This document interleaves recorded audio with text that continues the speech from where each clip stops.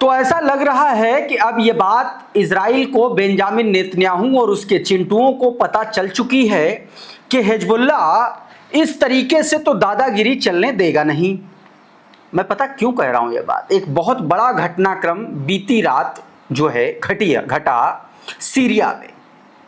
Syria में यह घटनाक्रम क्यों घटा और इसका असर सीधे तौर पर लेबनान पर क्यों पड़ेगा, आज के इस वीडियो में मैं आपको बताने जा रहा हूं।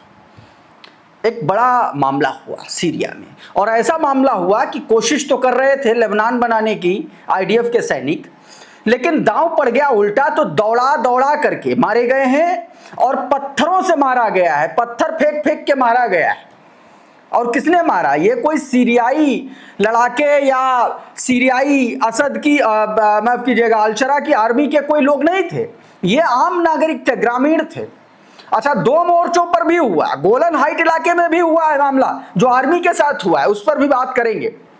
उधर लेबनान में हिजबुल्लाह के एक सिंगल लड़ाके ने आईडीएफ के एक बड़े अफसर को मौत के घाट उतार दिया। कैसे, क्या पूरा प्रोसेस था, क्या पूरी खबर थी, क्या पूरा मामला था, अभी उसके बारे में मैं आपको जानकारी देने जा रहा हूं।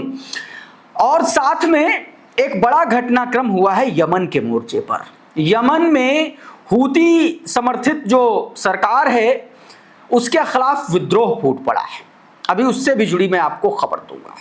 और ये सब कुछ अचानक क्यों होने लगा है उस पर भी चर्चा करेंगे, लेकिन सबसे पहले शुरुआत करेंगे सीरिया से हुई झड़पों से। जरा इस वीडियो को देखिए। अब ये जो वीडियो आप अपनी स्क्रीन पर देख रहे हैं, इसमें ये वीडियो दोस्तों सीरिया के दारा राज्य का ये वीडियो है, जहां पर यरमुक बेसिन क्षेत्र का अबीदीन गांव बताया जा रहा है, वहां पर ये झड़प हुई है।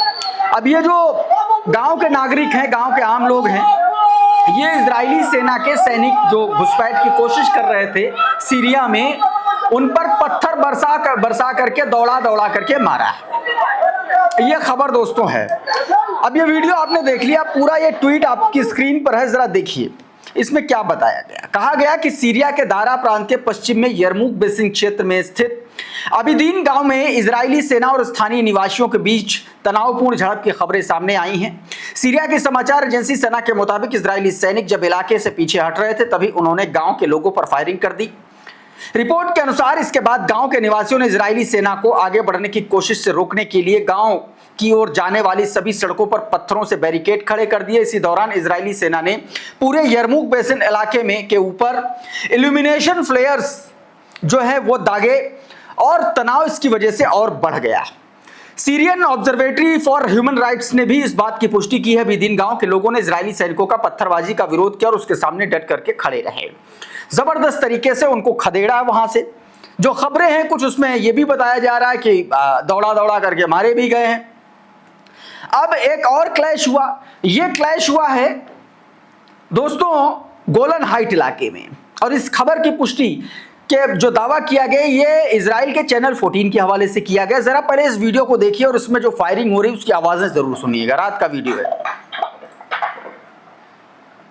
बताया जा रहा है कि सीरिया में जो है एक तरीके से आप कह लीजिए कि जबरदस्त तरीके से वहां पर घटनाक्रम घटा। सुलेमान अहमद का एक ट्वीट देखे, बताया गया clashes between IDF and forces in south southern Syria. Israeli forces were found open in southern Golan Heights inside Syrian territory. Syria की टेरिटरी में एक तरीके से घुसने की कोशिश गोलन हाइट इलाके में, आपको पता है गोलन हाइट पे तो वैसे भी इजराइल का कब्जा है, तो वहां पर यह घटनाक्रम हुआ और बताया जा रहा है कि फायरिंग हुई है। सीरिया के जो लोग हैं उधर से, उधर की जो आर्मी है उसने इन पर जबरदस्त तरीके से फायरिंग की है, और उस फायरिंग में यह माना जा रहा है कि कई सारे इजरायली सैनिक घायल भी हुए हैं। इस ट्वीट का लब्बो लुआब मतलब यह है जो मैंने आपको बताने की कोशिश की। अच्छा, एक तरफ गोलन हाइट इलाका, दूसरी तरफ दारा प्रांत वहां पर, और अब जो है इजराइल जो है वहां पर एक तरीके से अपने वॉरप्लेन जो हैं उनसे वो मंडरा रहा है सीरिया के आसमानों में। ये वीडियो आपकी स्क्रीन पर जरा देखिए, ये उसी दौरान का वीडियो है। बताया जा रहा है कि दारा प्रांत में लगातार हालात बिगड़ते जा रहे हैं और ताजा रिपोर्ट्स के मुताबिक इजरायली लड़ाकू विमान जो हैं वो पश्चिमी दारा के यरमुक बेसिन क्षेत्र में लगातार उड़ान भर रहे हैं। जानकारी के अनुसार इजरायली फाइटर जेट्स ने अबेदिन गांव के ऊपर थर्मल बलून गिराए हैं। आमतौर पर ऐसे बलून सैन्य निगरानी, रोशनी या जमीनी गतिविधियों पर नजर रखने के लिए इस्तेमाल किए जाते हैं। एक और ये वीडियो आप पहले देखिए जरा, इसी का दूसरा वीडियो ये देखिए, इसमें थोड़ा सा और क्लियर कट नजर आ रहा है। ये फ्लेयर्स जो दागे गए हैं ये उससे जुड़ा वीडियो है, पश्चिम दारा का ये इलाका, और इससे ये बात मानी जा रही है कि बड़ा घटनाक्रम। अच्छा, ये क्यों हो रहा है अभी मैं उसके बारे में पहले बता देता हूं, फिर लेबनान वाली खबर क्योंकि ये भी लेबनान से भी जुड़ी खबर है। बीते दिनों एक हथियार का इस्तेमाल किया था, खबर आई थी, और हिजबुल्लाह ने उसका इस्तेमाल किया था। एंटी टैंक गाइडेड मिसाइल, ऐसी वो मिसाइल थी। माना जा रहा है कि ये मिसाइल सीधे तौर पर बख्तरबंद वाहनों को उड़ाने में सक्षम थी और इसका इस्तेमाल हिजबुल्लाह ने अली अल ताहिर पहाड़ियों पर वो जो टैंक एक निशाना बनाया था जिसमें एक कमांडर मारा गया था उस पर किया था। ऐसी खबरें आई थी निकल करके। एनालिस्ट बताते हैं कि जिस हथियार से उस टैंक पर हमला किया गया वो सीरिया की तरफ से आया, ब्लैक मार्केट, सीरिया की ब्लैक मार्केट से उसको हिजबुल्लाह ने परचेज किया था। और उस खबर के आने के कुछ ही दिन बाद इस तरीके का झड़प जो है इजरायली सैनिकों की सीरिया बॉर्डर पर देखने को मिली है। तो आप समझिए कि ये सब कुछ एक दूसरे से इंटरकनेक्ट होता हुआ नजर आ रहा है। इस बीच एक खबर और आई, लेबनान में हिजबुल्लाह के एक लड़ाके ने प्लाटून कमांडर को ढेर कर दिया है और उसके कई सैनिकों को भी घायल हुए हैं उस घटनाक्रम में। द क्रडल का ये ट्वीट है आपकी स्क्रीन पर, इसको देखिए। इसमें बताया गया कि दक्षिणी लेबनान में इजरायली सेना का को बड़ा झटका लगा है। रात के दौरान हुए संघर्ष में लेबनानी प्रतिरोध लड़ाके ने के साथ मुठभेड़ में एक इजरायली अधिकारी की मौत हुई जबकि अन्य सैनिक घायल हुए। इजरायली सेना के मुताबिक मारे गए अधिकारी की पहचान कैप्टन डेविड हर्स्ट के रूप में हुई जो 21 साल का था और ये गैलोनी ब्रिगेड की 12वीं बटालियन का प्लाटून कमांडर था।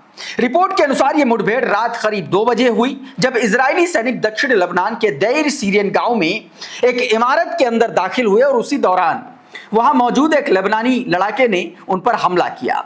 और यह भी बताया जा रहा है कि इस हमले के बाद वो हिजबुल्लाह का वो लड़ाका जो है वो हमला करके बहुत आसानी से उस इलाके से गायब हो गया, निकल गया। और उसके बाद बौखलाई इजरायली सेना ने पूरे इलाके में सर्च ऑपरेशन चलाया और कई हमले किए, एक के बाद एक कई हमलों की खबरें निकल के सामने आई हैं दोस्तों। तो एक तो ये खबर, अभी हमलों से जुड़ा वीडियो आपको दिखाऊंगा, उससे पहले क्या कुछ हुआ है पूरा अपडेट जान लीजिए। ड्रॉप साइट का ये ट्वीट देखिए, इसमें क्या बताया गया। ड्रॉप साइट के ट्वीट में बताया गया कि एक इजरायली ड्रोन ने बाराशीत में एक घर के आंगन में 2 स्टन ग्रेनेड गिराए। उस समय परिवार घर की जांच कर रहा था। रिपोर्ट्स के अनुसार इजरायली सेना ने शहर के दक्षिण पूर्वी हिस्से में मिट्टी का एक बड़ा अवरोध भी खड़ा किया है। एक और अपडेट यह है कि इजरायली सेना ने खईम, हदाथा और देर सीरियन और तैयबे में कई विस्फोट किए हैं। नियंत्रित विस्फोट की खबरें निकल के सामने आई और साथ में ही शेबा के बाहरी इलाके में शफे की ओर 2 फास्फोरस सेल भी दागे जाने के दावे किए गए हैं। आपको पता है कि फास्फोरस सेल जो दागे जा रहे हैं उसको लेकर के इंटरनेशनल कम्युनिटी में बड़ा विरोध है कि इजराइल इस तरीके का इस्तेमाल कर रहा है मास कैजुअलिटीज को अंजाम देने के लिए। लेबनान की जो मिनिस्ट्री ऑफ हेल्थ है उसने भी एक आंकड़ा जारी किया। उसके मुताबिक 2 मार्च से अब तक इजरायली हमलों में लेबनान के 4,246 लोग मारे गए हैं और 12,190 लोग अब तक घायल हो चुके हैं। लेकिन फिलहाल ये संघर्ष थमता हुआ नजर नहीं आ रहा। सीज फायर था और सीज फायर के बावजूद इतना बड़ा घटनाक्रम हुआ और उस घटनाक्रम के बाद आईडीएफ ने कार्रवाई की, दावा किया कि उसने हिजबुल्लाह की एक पूरे के पूरे अंडरग्राउंड इंफ्रास्ट्रक्चर को उड़ा दिया है। ये उसका वीडियो भी निकल के सामने आया है, आपकी स्क्रीन पर जरा देखिए इसमें क्या बताया गया। देखिए जरा ये वीडियो है, ये साउथ लेबनान का मजदाल जोन इलाका और वहां पर ये हिजबुल्लाह के अंडरग्राउंड टनल को उड़ाने का वीडियो बाकायदा इजरायली मीडिया में ये सर्कुलेट हो रहा है, उधर की तरफ से जारी किया गया है। वर्ल्ड सोर्स न्यूज ने भी ये वीडियो शेयर किया है और बताया है कि showing the IDF blowing up the Hezbollah's underground infrastructure in Majdal Zoun southern Lebanon, ये बात कही गई। अच्छा, इस घटनाक्रम के बाद बाकायदा इजराइल का जो डिफेंस मिनिस्टर है वो और बेंजामिन नेतन्याहू का एक स्टेटमेंट आता है, एक बयान आता है। बयान में क्या कहा गया, ये जरा ट्वीट देखिए। इस बयान में कहा गया कि इजराइल के प्रधानमंत्री बेंजामिन नेतन्याहू और रक्षा मंत्री इजराइल कॉट्स ने एक संयुक्त बयान जारी करते हुए कहा कि ऑपरेशन फाइनल चैप्टर के तहत इजरायली सेना ने लेबनान में हिजबुल्लाह के एक बड़े भूमिगत सैन्य ढांचे को तबाह किया है। इजराइल के अनुसार यह ऑपरेशन मजदाल जॉन इलाके में चलाया गया, जहां 200 मीटर से अधिक लंबी और 25 मीटर से ज्यादा गहरी सुरंग मौजूद थी। दावे के मुताबिक इस सुरंग के अंदर सैकड़ों हथियार रखे गए थे और वहां कई लॉन्च शाफ्ट भी बनाए गए थे, जिसका इस्तेमाल इजराइल और उसके नागरिकों पर हमले के लिए किया जाना था। दावे के मुताबिक इस सुरंग के अंदर सैकड़ों हथियार रखे गए थे। इजराइल ने यह भी कहा है कि सैन्य कार्रवाई की जानकारी उसने पहले ही यूनाइटेड स्टेट्स और लेबनान में अमेरिकी प्रतिनिधि को दे दी थी। मतलब बात सीधी सी है कि किसी तरीके से सीज फायर वायलेशन के आरोप न लगे, इसलिए यह बात कही जा रही है। बताया गया कि आईडीएफ के कमांडर और सैनिक दक्षिणी लेबनान में सुरक्षा क्षेत्र में तैनात रहेंगे, यह भी उसने बयान में कहा और कहा कि मौजूद ढांचे को खत्म करने, उत्तरी इजराइल के समुदायों पर खतरे को हटाने और इजरायली नागरिकों की सुरक्षा सुनिश्चित करने के लिए अभियान जो है जारी रहेंगे। ये बेंजामिन नेतन्याहू और इजराइल कॉट्स का ये संयुक्त बयान है। लेकिन एक बड़ा घटनाक्रम हुआ। यह घटनाक्रम इजराइल के दो अलग अलग इलाकों में हुआ।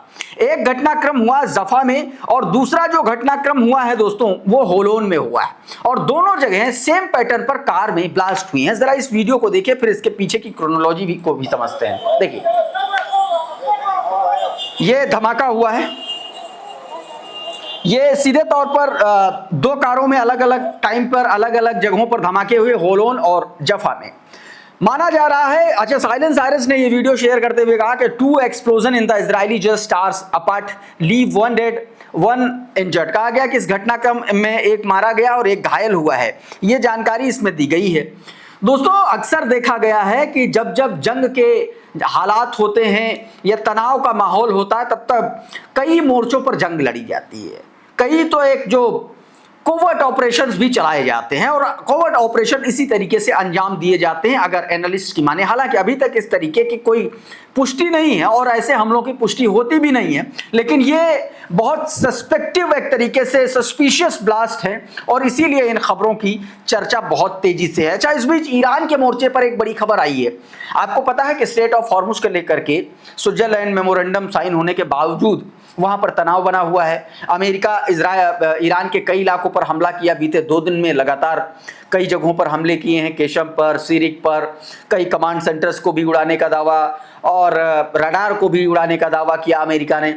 जवाब में ईरान ने भी अमेरिका के कई सैन्य ठिकानों पर हमला किया, बहरीन में फिफ्थ फ्लीट पर हमला किया, अली अल सलेम एयरबेस पर हमला किया, कई जगहों पर अटैक किया ईरान ने भी। लेकिन अब यह खबर आ रही है कि अब कतर में एक बार फिर से इनकी मुलाकात होगी और इन हमलों को रोकने पर चर्चा होगी और स्टेट ऑफ हॉर्मुज को लेकर के भी एक फ्रेमवर्क बनाने की बात कही जा रही है। क्लैश रिपोर्ट को, इस खबर को देखिए। इसमें बताया गया, the US and the Iran agreed to halt military strike and will meet Tuesday in Doha Qatar to resolve tension over the strait of Hormuz according to the US official.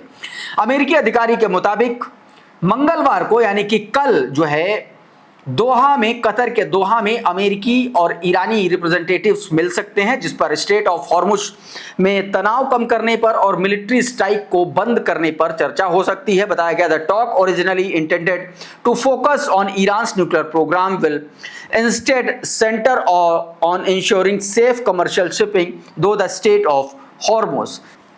दोस्तों, इस ट्वीट में सीधे तौर पर यह बात कही गई है कि मामला जो है अब न्यूक्लियर प्रोग्राम से धीरे धीरे हट करके स्टेट ऑफ हॉर्मुज पर केंद्रित होता जा रहा है, क्योंकि स्टेट ऑफ हॉर्मुज अपने आप में एक ऐसा ईरान के हाथ में ऐसा न्यूक्लियर हथियार है जिसने पूरी दुनिया की आर्थिक तौर पर कमर तोड़ने का काम किया है। और स्टेट ऑफ हॉर्मुज पर खतरा मतलब पूरी दुनिया में एक बार फिर से ऑयल क्राइसिस, एनर्जी क्राइसिस और आर्थिक संकट। इस बीच एक बयान आया अब्बास अराक्ची का भी। उन्होंने भी संकेत दिए अपने बयान में कि ईरान जो है वो स्टेट ऑफ हॉर्मुज दोबारा बंद भी कर सकता है। मधुरेंद्र कुमार का ये ट्वीट देखिए, इसमें बताया गया कि ईरान के विदेश मंत्री अब्बास अराक्ची ने संकेत दिया है कि यदि क्षेत्रीय तनाव और हालिया सैन्य गतिविधियां जारी रही तो हॉर्मुज का खुला रहना संभव नहीं होगा। उन्होंने दावा किया कि अमेरिका के साथ हुए समझौते के तहत स्ट्रेट ऑफ हॉर्मुज के प्रबंधन की जिम्मेदारी केवल ईरान के पास है। यदि अन्य देश या पक्ष अपना अलग प्रबंधन लागू करने की कोशिश करेंगे तो इससे टकराव की स्थिति पैदा होगी, ये बात कही गई है। उधर यमन के मोर्चे पर भी बड़ा तनाव देखने को मिल रहा है। इन तस्वीरों को देखिए, माना जा रहा है दोस्तों कि ये हूती विद्रोहियों के खिलाफ बड़ी लामबंदी है। ये जानकारी निकल के सामने आ रही है। ये सऊदी अरबिया समर्थित जो हैं ट्राइबल लड़ाके हैं। माना जा रहा है कि ये यमन के अल रयान इंटरनेशनल एयरपोर्ट पर भारी संख्या में ये जुटे हैं। माना जा रहा है कि हूती विद्रोहियों के खिलाफ बड़े सैन्य अभियान की तैयारी की जा रही है। तो एक ये वीडियो निकल के सामने आया है और एक और वीडियो ये आपकी स्क्रीन पर ये देखिए, ये मिडिल ईस्ट ऑब्जर्वर ने वीडियो शेयर किया। मिडिल ईस्ट ऑब्जर्वर ने ये वीडियो शेयर करते हुए लिखा है, the Saudi backed Hadramaut Tribal Alliance has declared mobilization against the Ansarullah government. Images show tribal forces affiliated with the alliance advancing toward the Al Jaffa province in northern Yemen and being deployed to the line of contact. सीधे तौर पर यह बात कही जा रही है, यानी कि मिडिल ईस्ट में एक और सिविल वॉर या ये कहने की एक और जंग के नए मोर्चे की सुगबुगाहट नजर आने लगी है। इस वीडियो में बहरहाल इतना ही। बहुत बहुत शुक्रिया, बहुत बहुत धन्यवाद। आप जुड़े रहिए आपके अपने चैनल द लाइव टीवी के साथ। नमस्कार।